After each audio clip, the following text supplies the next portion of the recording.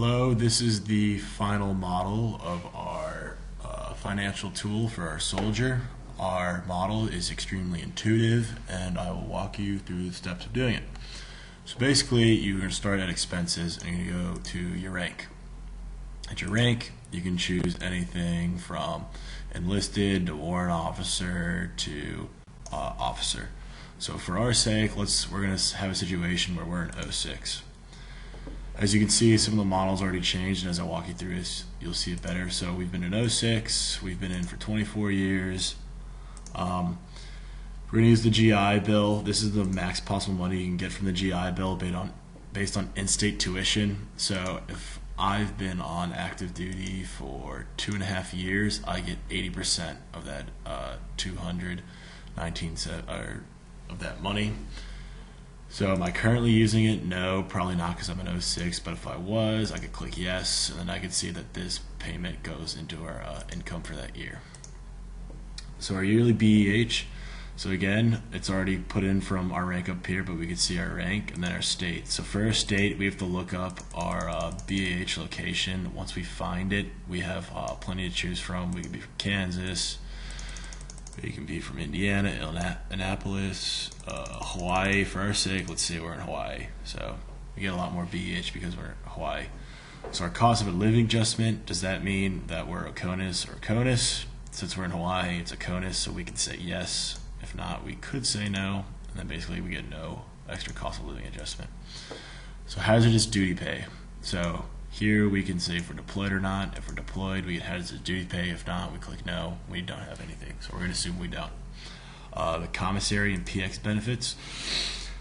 Basically, we looked online using our sources down here what the benefits using the commissary and the PX are, and it's 29% for the commissary and 24% for the PX, and we were able to cross-reference between our expenses over here with basic necessities of food and clothing and miscellaneous, and that helps us to save some money.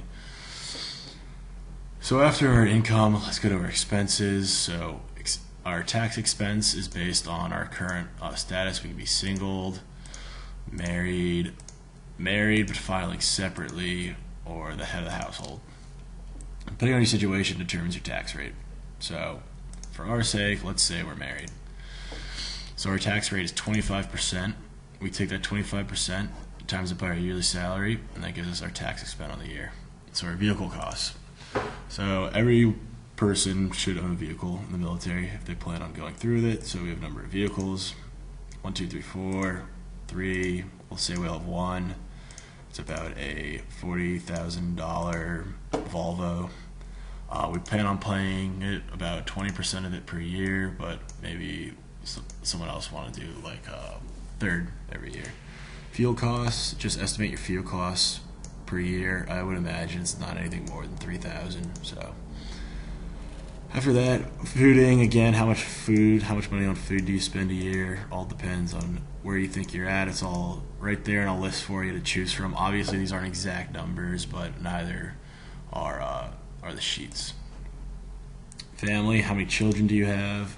If you have 3 and you have a spouse, 1 spouse, or if you're not married, you put 0, but we do have a spouse in this case. So let's say we have 2 children. Education, do we want to send them to public or private school? If we send them to private school, we're paying an extra $30,000. If we want to send them to public, it's cheaper. That might be more useful for the enlisted side to see if they can afford private or public school for their kids. Inflation, so as the years go on, money loses its value because more money is printed. The normal general trend of inflation is about 2% per year, but maybe we have a freak year and it's 4%, and we can account for that by just changing the inflation button, and that will change our expenses. Investment, saving, and retiring. So we want to retire with $1 million about 25 years from now. So we need to put in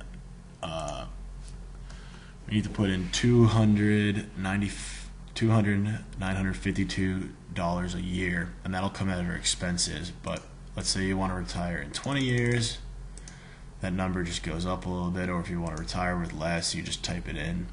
And then you can change the interest rate you think you're going to get with that from anything from 1% to 20%. I mean, realistically, we'll probably have like about 8% interest rate. And then lastly, we have our investments. So what percentage of your salary are you going to put into the market pretty much? If you want to put 50% of your salary into the market, that's the amount that you'll be invested from your yearly salary.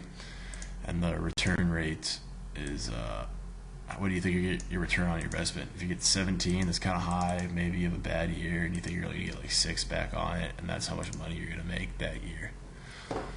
And that explains our financial tool. If we go through our pay, we were able to go through our pay by doing row, column, and offset. It wasn't pretty easy. GI Bill, we just did a simple V lookup right here. Same thing. Military pay is basically the same thing as with dependents, without dependents. Hazardous pay is a VLOOKUP.